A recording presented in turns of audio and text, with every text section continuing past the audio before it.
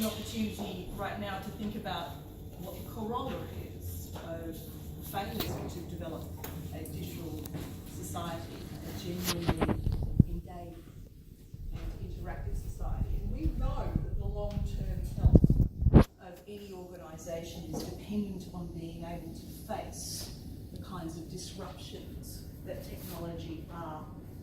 various technologies are placing on both businesses and individual lives. And in activities as diverse as visiting a supermarket, as taking a holiday, filing your taxes, or even getting a driver's license renewed, technology is on an inexorable journey towards our lives. So much so that it's getting harder and harder to be able to participate in society without at least a small amount of digital literacy. And we are, however, in spite of all the media coverage of digital natives being so capable in the future, there is now some fairly recent research which is showing that amongst those millennials, those digital natives that are often talked about 30% of them are classed as digitally unfit for the future. They're incapable of dealing with some of the most basic technologies. That includes using mobile devices, using interfaces that are required to be able to file your taxes, or even being able to communicate utilising the most recent technologies, including things like sensor-based technologies and VR and AR equipment. And in fact, VR and AR equipment, has anyone tried VR and AR equipment? Yeah.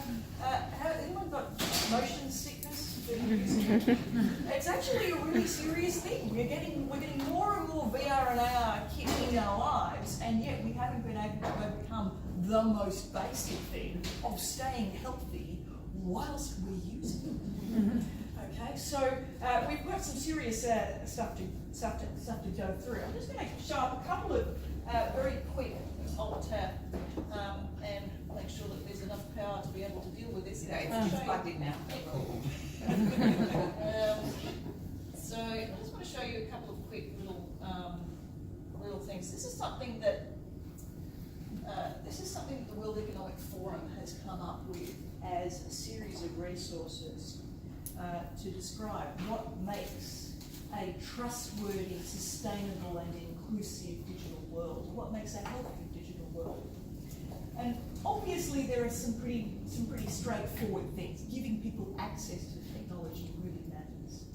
Responsible digital transformation, fit-for-purpose informed governance, secure access, user-centric and trustworthy data innovation. But I think we need to really focus a little bit closer on this access and adoption area.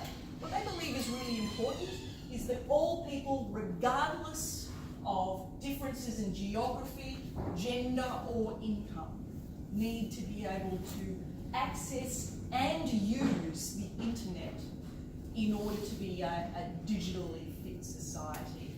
So that means 100% access and capability to use. And yet, even in Australia, where we have one of the highest penetration rates of digital mobile devices in the world, technically we've got 110% of our coverage of our population with access to mobile devices, but that's because some of us, not looking at anyone in particular, have 5 or 6 devices. Okay, so, but we still have, even though we've got the highest penetration in the world, we have one of the lowest penetrations in the world in terms of capability of using those devices. So it's almost a complete opposite ending process. So while we've got some fairly good opportunities, we also have a situation in Australia where investment in what makes digital literacy is so focused on devices and on infrastructure that we have forgotten that what makes people fit for the future is the capacity to evaluate the information held about them and critique the information that is held online. As part of the GDPR, anyone heard of GDPR? So there's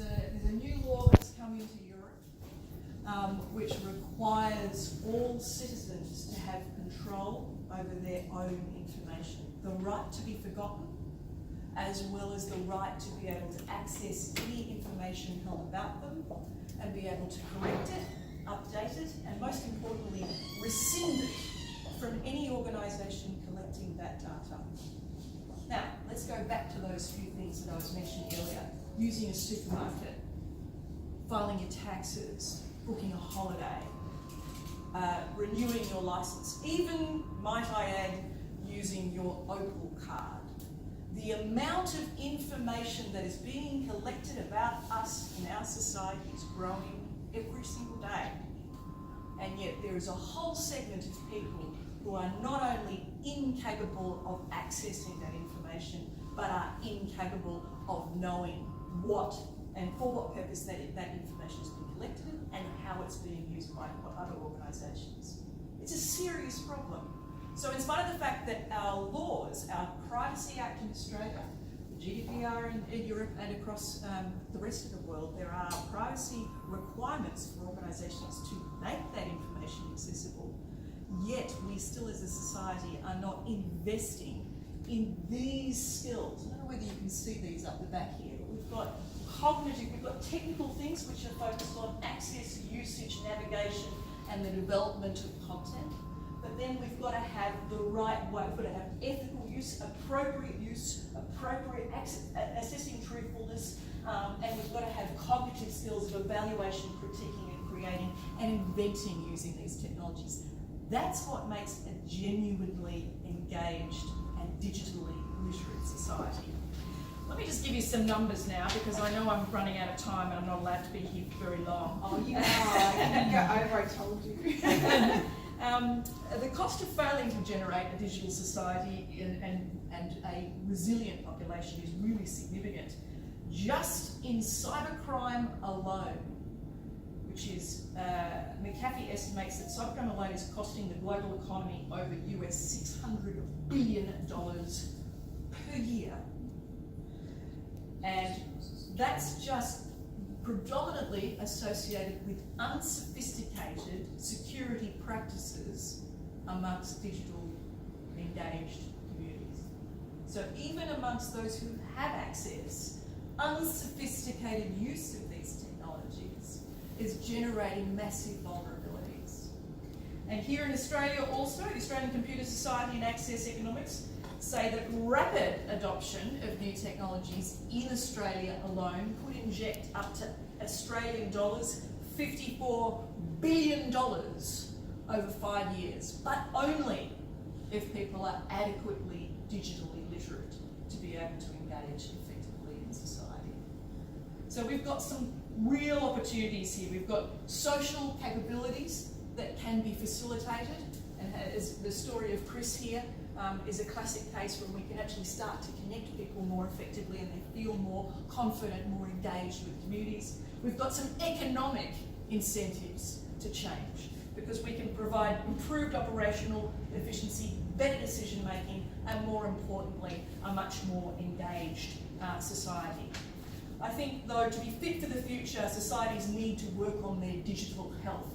And Leep is in a unique position to be able to check on the digital health of any organisation simply by indicating which technologies and which services people are interested in learning about. We know from network effects that the more people who use any particular technology, the more value it is for those who are engaged.